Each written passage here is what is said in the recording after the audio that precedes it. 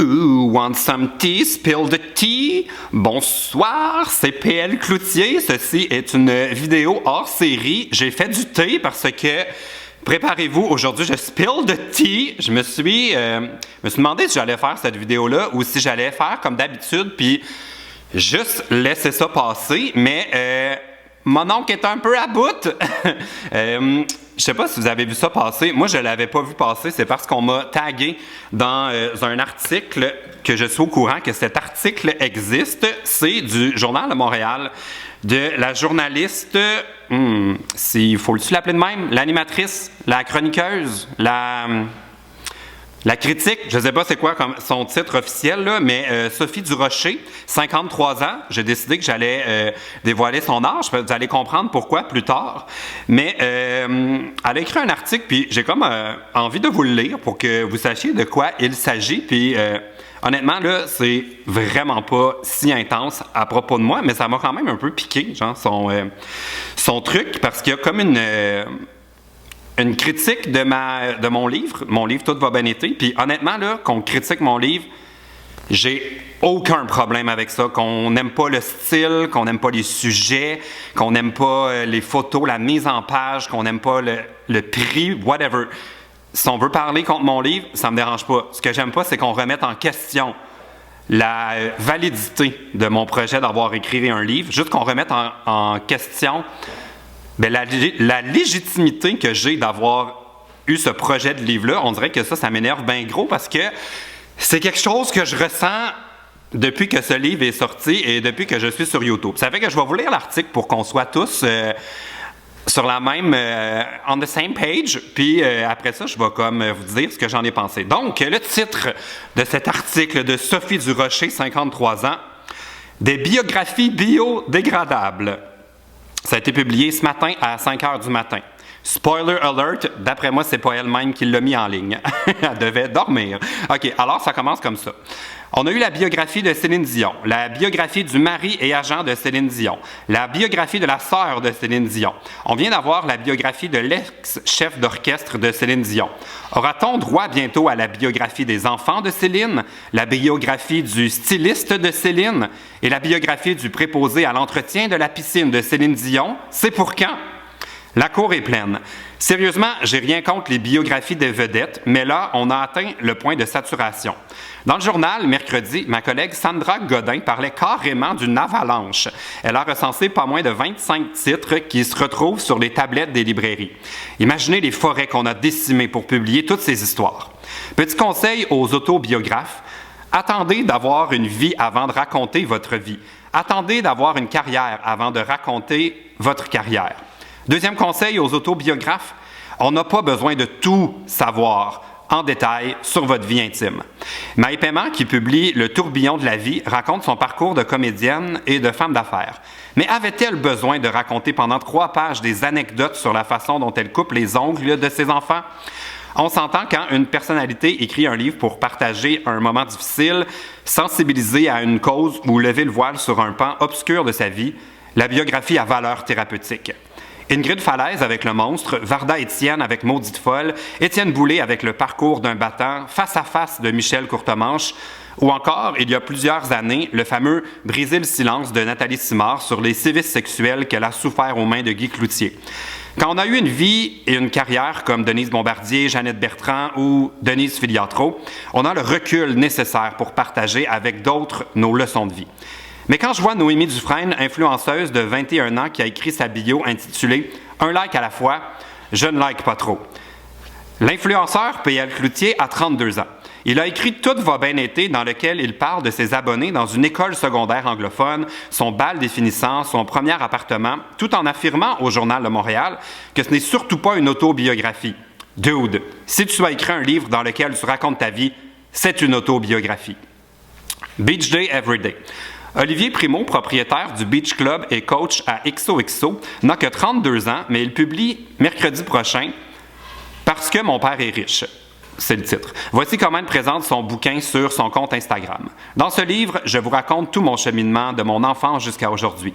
Sur la page couverture, on le voit tenant dans ses mains un fusil à champagne, comme un fusil à eau rempli de mousseux.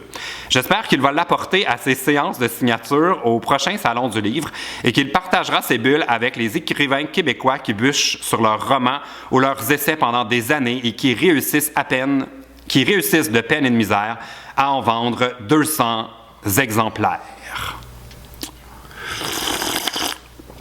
Bon! Comme j'avais dit, ça écorche pas tant mon livre. Il n'y a pas vraiment de commentaires à propos de mon texte, du choix de mes histoires, de la façon que je l'ai écrit, tout ça. Parce que ma théorie, c'est que Sophie Durocher voulait faire son point et je serais très surpris de savoir qu'elle savait que... Oh, on m'appelle. Je serais très surpris de savoir qu'elle savait que j'avais écrit un livre avant de chercher sur Google des exemples pour écrire son billet de blog. Ça fait que je ne vais pas trop m'attarder à ça. Je vais comme relire l'article, puis on va le décortiquer ensemble. Vous allez comprendre pourquoi ça m'achale. Ça commence par des biographies biodégradables, dans le sens que c'est éphémère, c'est pas quelque chose, c'est pas important, on peut mettre ça au vidange. On a eu la biographie de Céline Dion. Jusque-là, ça va. La biographie du mari et agent de Céline Dion. Renan Angélil, pour ne pas le nommer, ça va. La biographie de la sœur de Céline, réducteur, elle a une vie à part entière. On vient d'avoir la biographie du chef d'orchestre de Céline Dion, Mégo, qui avait toute une histoire à raconter parce qu'on ne sait toujours pas pourquoi Céline Dion l'a écarté de son équipe. Fait que, selon moi, ça justifie d'avoir une histoire à raconter. Aura-t-on bientôt droit à une biographie des enfants de Céline? Perso, je veux cette biographie. Je veux dire, c'est sûr qu'ils n'ont pas des vies normales. Ça peut pas avoir un... Ils ont des vies tellement uniques que c'est certain qu'ils ont des histoires uniques à raconter. Bon, là, après ça, on parle du styliste de Céline Dion. Il y aurait le droit, personnellement, j'aurais le droit de m'intéresser à sa vie si ça me tente de le lire. La biographie du préposant à l'entretien de la piscine. Bon, là, on fait une blague. La cour est pleine. Sérieusement, je n'ai rien contre les biographies de vedettes, mais là, on a atteint le point de saturation. Sérieusement, je pense que tu as quelque chose contre les biographies de vedettes.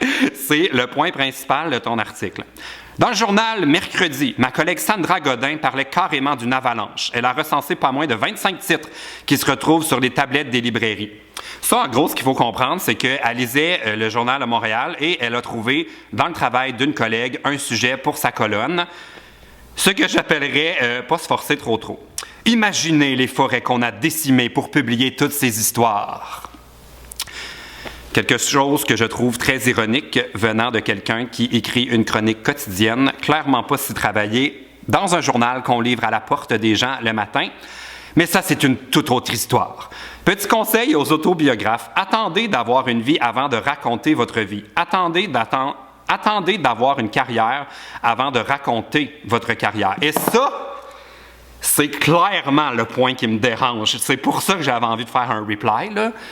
J'ai horreur de cette attitude-là qui veut diminuer les ambitions des gens puis leur dire « Fais rien, c'est pas valable ce que tu as envie de faire, tu vaux moins que les autres, t'es pas prêt, t'es trop jeune, t'es pas capable, tu peux pas foncer. » J'ai envie de gratter quand j'entends ces commentaires-là. Puis c'est tellement là, quelque chose qu'on ressent, je trouve, au-delà de Sophie Durocher, 53 ans, là, c'est quelque chose que dans la société, je vois ça tout le temps, des parents qui font croire à leurs enfants, qui sont pas à la hauteur, qui sont pas capables de foncer. Puis ça me donne envie de gratter quand j'entends ça. Fait que ça, c'est le point de départ de ce qui me dérange. Deuxième conseil aux autobiographes, on n'a pas besoin de tout savoir en détail sur votre vie intime. Ça, je suis obligé de donner quand même raison.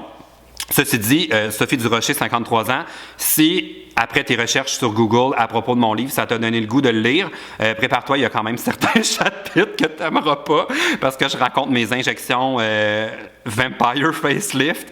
Je raconte plusieurs dates, des histoires très personnelles qui probablement ne t'intéresseront pas. Bon, là, à part de Maë Paiement qui raconte son parcours, puis à part de l'histoire de couper les ongles, honnêtement, j'ai pas d'opinion là-dessus. J'ai pas lu la biographie de Maë Paiement, mais je présume qu'au-delà de l'anecdote, il y avait un propos. Faudra le lire. Si vous l'avez lu, vous êtes les bienvenus de l'écrire dans les commentaires. Je sais pas de quoi parle. On s'entend, quand une personnalité écrit un livre pour partager un moment difficile, sensibiliser à une cause ou lever le voile sur un pan obscur de sa vie, la biographie à valeur thérapeutique. Immense jugement sur qu'est-ce qui est valable ou pas. Genre, qu'est-ce qui mérite d'être publié, qu'est-ce qui mérite pas d'être publié. Je trouve ça très tordu. de porter un jugement sur la valeur qu'un lecteur trouve dans une lecture, le sens qu'il retire des mots. C'est quelque chose de tellement personnel. Je trouve ça très tendancieux d'aller sur ce terrain-là. Bon, ensuite, elle nomme Ingrid Falaise avec Le Monstre, Varda Étienne avec Maudite Folle, Étienne Boulay avec Le Parcours d'un battant, bon, Michel Courtemanche. Elle nomme plein de livres sur des gens qui ont vécu des drames majeurs. Et pour elle, c'est ce qui justifie d'écrire un livre. Si tu n'as pas été un martyr ou vécu l'enfer ou quelque chose de complètement traumatisant, puis que, ben, pour la plupart, c'est des gens qui se sont relevés, ça n'a pas de valeur. C'est ça qu'il faut retenir. Bon, aussi, à part de Nathalie Simard, qui était une victime des sévices sexuels qu'elle a souffert aux mains de Guy Cloutier, mais ça ne me surprend pas, puisque c'est un thème récurrent de Sophie Durocher, 53 ans, d'aimer ça parler contre la famille Cloutier. J'enchaîne. Quand on a une vie et une carrière comme Denise Bombardier, Jeannette Bertrand ou Denise Filiatro, on a le recul nécessaire pour partager avec d'autres nos leçons de vie. Ce que je comprends de cet argument, c'est que si tu n'es pas en fin de carrière, ferme ta gueule. Je le dis de façon un peu crue, mais c'est exactement ça que j'entends. Tu n'as pas le droit de partager des histoires si tu n'es pas rendu comme, c'est triste à dire, mais vers les dernières années de ta vie, ben peut-être un peu moins pour Denise Bombardier, mais les autres, c'est quand même des personnes un petit peu plus âgées. Je suis pas d'accord.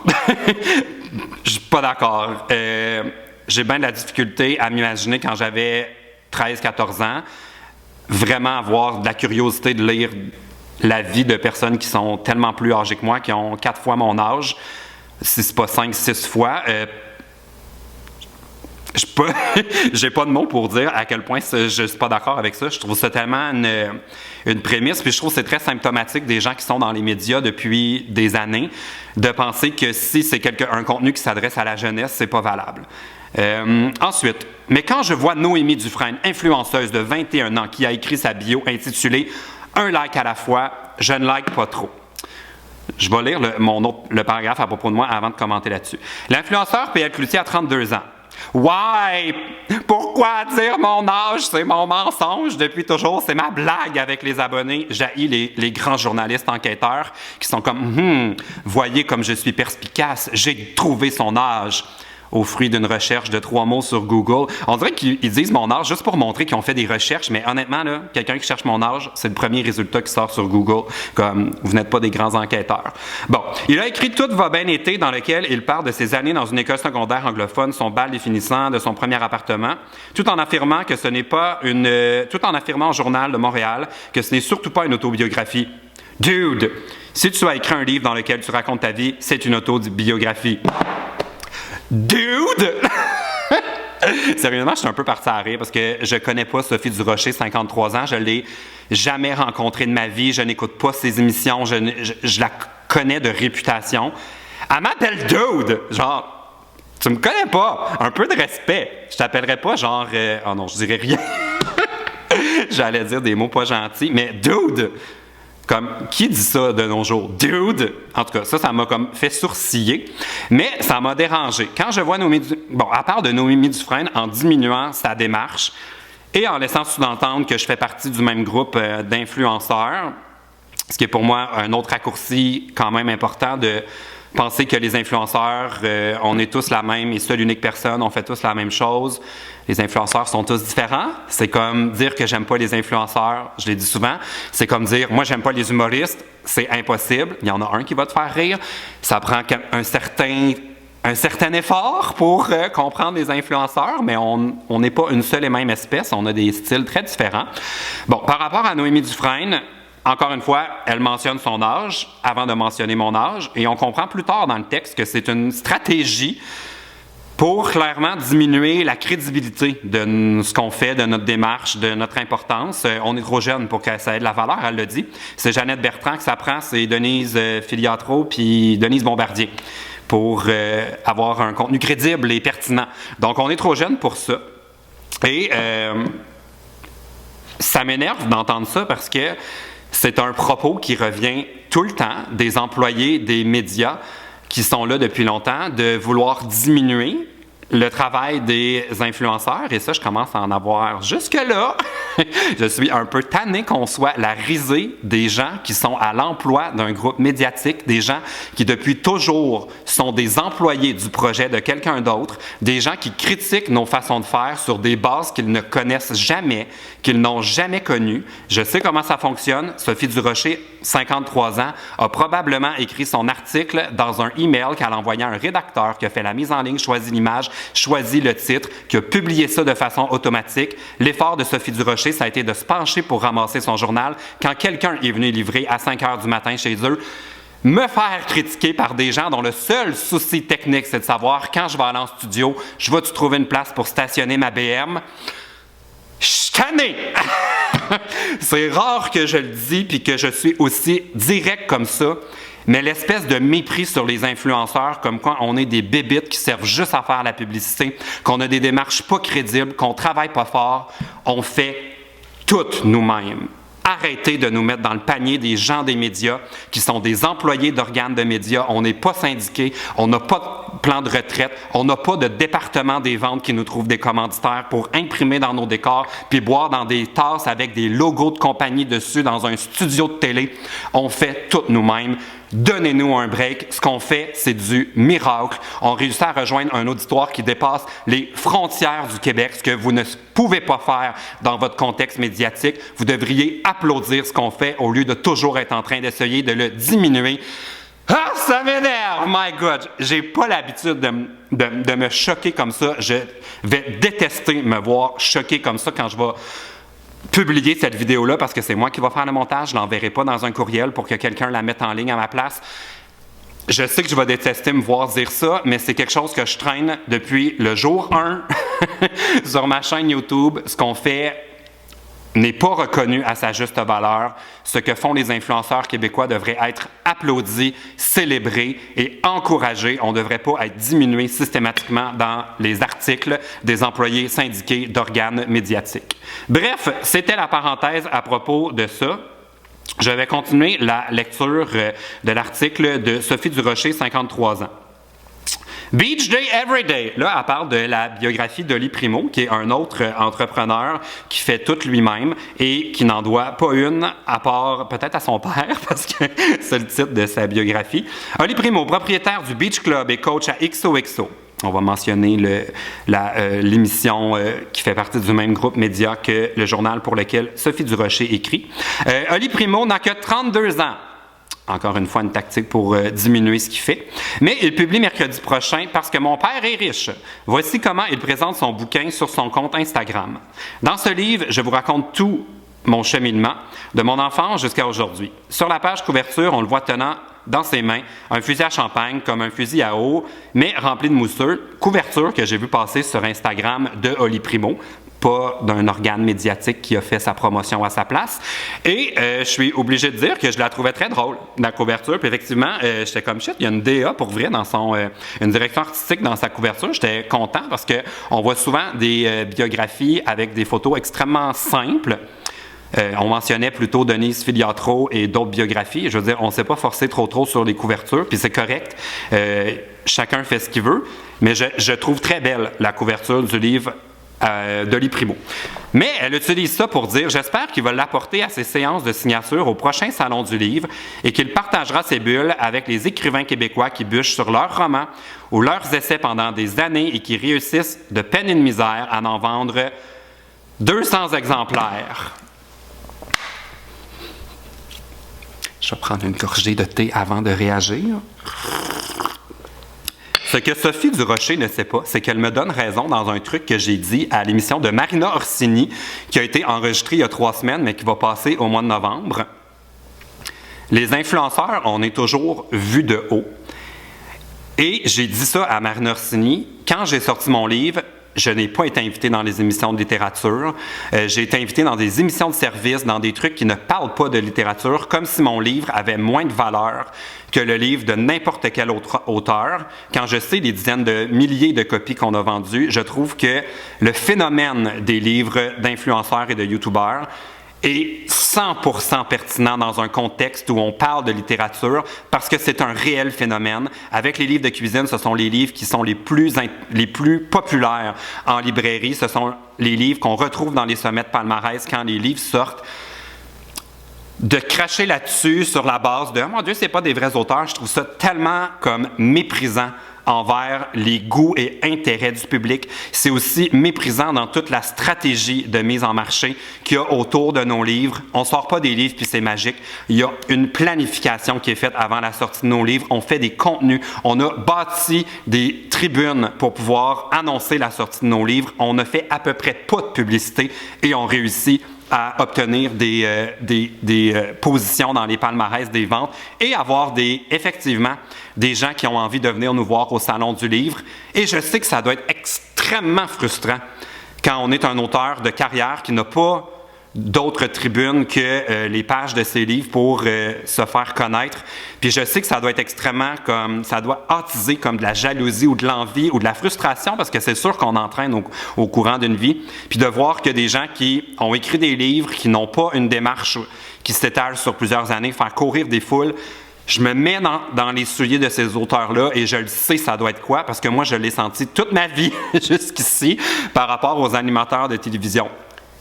I relate à 3000% avec ça. À partir de là, est-ce qu'on doit arrêter d'écrire des livres puis les faire en s'excusant? C'est pas du tout mon école de penser qu'il faut s'excuser de faire des choses dans la vie. Si vous avez envie de faire un projet, vous le faites. Il y a des gens qui aimeront ça, des gens qui n'aimeront pas ça, mais au final, là, il n'y a pas une démarche qui vaut plus qu'une autre. Foncez, faites-le. Je trouve ça très malhonnête de faire une espèce de raccourci comme ça. Puis j'ai écrit dans les commentaires de Sophie Durocher, 53 ans, que j'ai repris textuellement ce qu'elle a dit. J'ai écrit, c'est rare que je fais ça écrire dans les commentaires, mais là, ça m'a vraiment piqué au vif. J'ai dit, ça a l'air d'être un billet qui a été écrit très rapidement. Je trouve ça un peu triste pour tous ces blogueurs qui publient et qui travaillent fort pendant des semaines et qui réussissent de peine et de misère à avoir 200 clics sur leur blog. C'est une petite bitcherie, mais bon, c'est de bonne guerre. Vous me direz ce que vous en pensez. Je le sais que je vais détester me voir dire tout ça. J'aime pas faire des montées de lait, le grimpage d'un rideau, ça me tente pas. Mais là, ça me tape sur le chou de me faire encore une fois comme diminuer ou comme être vu de haut par des gens qui, selon moi, à qui on a toujours donné les micros et qui n'ont jamais vraiment eu à bâtir un auditoire par eux-mêmes. Ils ont toujours été engagés, on les a mis là, ils ont des équipes autour d'eux. Ça suffit, genre, attardez-vous pour vrai à ce qui se passe sur Internet. Puis, vous allez découvrir que c'est pas mal moins noir ou blanc que vous pensez. On n'est pas juste des